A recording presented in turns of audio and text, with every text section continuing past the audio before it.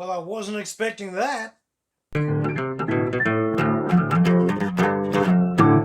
the Name of the King, released in 2007 and directed by Hugh Boll, starring Jason Statham, Ray Liotta, Ron Perlman and Burt Reynolds. No, really. Also starring Claire Forlani, John Rhys-Davies, Matthew Lillard and Kristanna Loken. Production budget of $60 million, a domestic take of $4.7 million, international take of $8.3 million, a worldwide total of $13 million, and a total loss of $46 million, not including marketing and associated costs.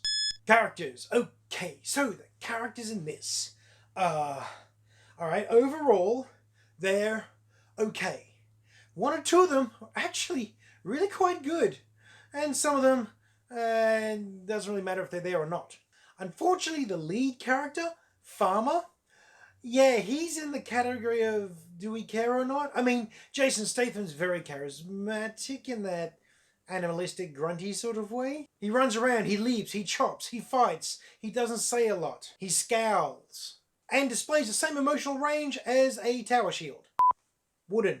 Ron Perlman as Norik, a very nice character performance. John Rhys-Davies is being John Rhys-Davies. He's being very grand and bellicose and very center stage. Doesn't have a whole lot to do really. Ray Liotta and Burt Reynolds. One's a super mage villain and the other one's a retiring near-dead king. Reynolds is just there. Liotta brings a fair bit more. Mainly megalomaniac overreacting, but you know, it's not too bad. All that aside though, the character that stands out the most is Matthew Lillard's character, the Duke. He is a whiny, whingy, petulant, selfish, childish, spoilt, irritating pain in the neck, and you hate him, and you love hating him. This character is the perfection of annoying on-screen presence that you just kind of can't get enough of. He's like Frank from MASH. It's just one of those rare performances where the intentionally annoying character is one of the best. When he is the best character in a movie with Jason Statham running around swinging swords, there's something not quite right here. As a result, look, characters are going to get a 2.5. Probably would have been less if that guy wasn't so irritatingly excellent on screen. It's quite bizarre. Here's a funny thing, nothing really wrong with the story.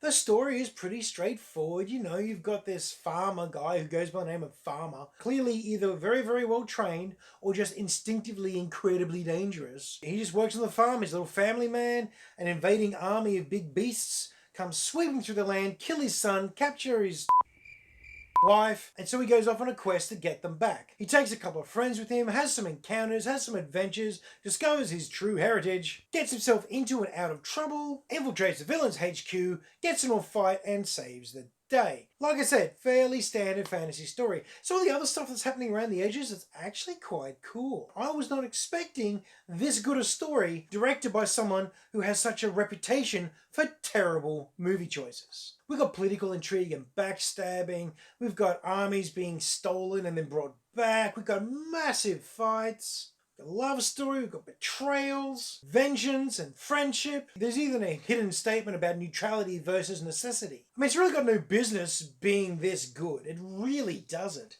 It's actually a better story than quite a few other movies I watched, which got much better reviews and ratings and much better critical praise. This story is actually really quite fascinating. Within the first 15 minutes, it was like 3 times better than the Dungeons and Dragons movie.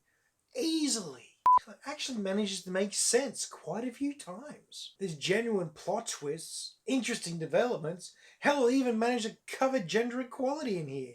I'm just surprised. I'm honestly surprised that I'm going to go and give story of 3.25. It's good. And then a little bit better than good. Look and feel, while my confoundment continues. I mean, it's a Hugh Boll movie. Everyone knows that Hugh Boll does terrible movies. All of his movies are terrible. No one likes them. They always fail. They're hopeless. They're pathetic. Or in this case, really good looking, with some incredibly good cinematography every now and then, fantastically paced, visual storytelling that's surprisingly good, with frequently great sets, breathtaking locations, massive amounts of extras, all in formation, huge fights, insane levels of choreography going on. The fantasy sepia tone filter is on everything, so it looks uniform, looks coherent and consistent. Did I mention the cinematography? There are some spectacularly framed shots in this, and intriguing camera angles.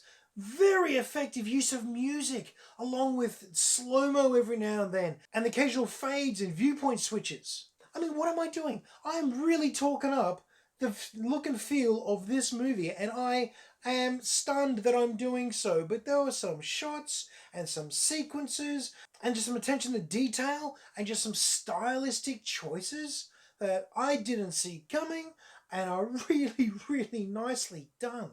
I mean, I don't get it. I really don't get it. I don't think I should watch any other U-Bowl movies, because this is my first one. This is my first U-Bowl movie, right? And this appears to be, from what I can tell, the only good one he's done. So I'm just going to stop with this and claim victory, I think. The sheer degree of coordination to get some of these shots done and not blow your budget out by a couple $100 million by using CGI, green screen, or all those other sorts of tricks, it just does my head in. I mean, look and feel. Its score is a 3.5. And I honestly don't know how to feel about that. But, mate, I'm probably going to watch this movie again just to look at it. Script and dialogue. This is the bit where it all comes crashing back to reality. My expectations are at least met. It's wooden, it's stilted, it's occasionally well delivered, mainly by the veteran actors like Reynolds and Rhys Davies. But on the whole, it's it's pedestrian. It's very stock, standard fare. It felt like old school Star Wars at many times. It just that level of just, here's a line, spit it out, move along, you know? Not bad, but just not, great or even good at times. No. I love the original Star Wars trilogy. Don't freak out. However, if you tell me that that's great acting, I'm going to call you a little bit delusional. But I have to mention the sheer scale of the battles in this. Three major punch-ups in this movie. One of them's a pretty extended fight along a coastline of the small town of Stonebridge.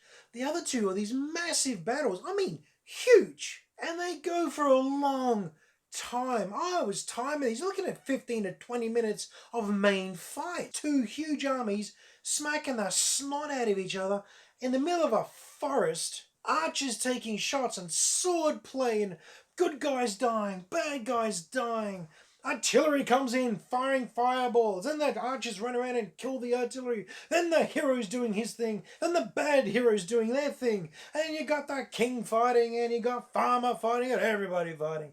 And it's huge, and it goes forever. This is going to be the longest single location war scene I think I've ever seen in a movie. Never seen anything like it. Can't believe I got to see it in a U-Ball movie. Can't believe I'm going to be giving script and dialogue a 3.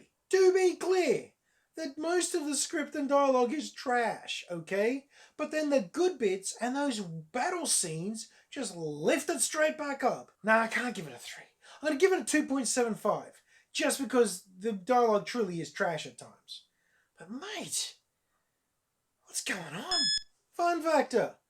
I'm about to give a U-Ball movie a fun factor score of a 3. I was not expecting that. I was expecting to tear through this movie something ferocious. I was not expecting to enjoy it.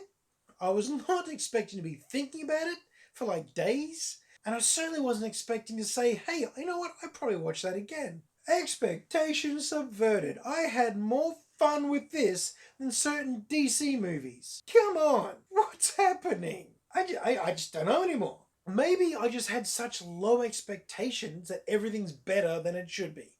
Maybe that's it. Except it really did look very cool. I'm amazed. Would I recommend this film? Yes, I would. I'd warn you, it's a U-Ball movie and it's got a terrible reputation and it probably actually is quite trashy. I think, I'd watch it. I'd watch it again. I don't get it. Final score, you add them all together and you get a 15. And a very surprised Murray. Really, if you had told me that I was going to come out of this really happy that I'd watched it, I would have laughed at you. In fact, when I found out that this was a U-Ball movie, I nearly didn't watch it at all. I nearly yelled at a couple of my friends. Hi Matt, hi Ray. Yeah, you were actually right. Owe you an apology. Not now, This is my first U-Bowl experience, and it's probably going to be my last one, because I don't want to ruin this moment. Has anyone else seen this? Seriously. Has anyone else watched this one? I want to know what you think down below or on the Facebook page, please. Am I actually delusional? Have I lost it? Or is this actually as good as it appeared? Unreal. Thanks for joining me, and I hope you had a good time. As usual, it's the like, share, and subscribe spiel. And as always, I hope you're having a great week and that you find some time to go and watch a movie.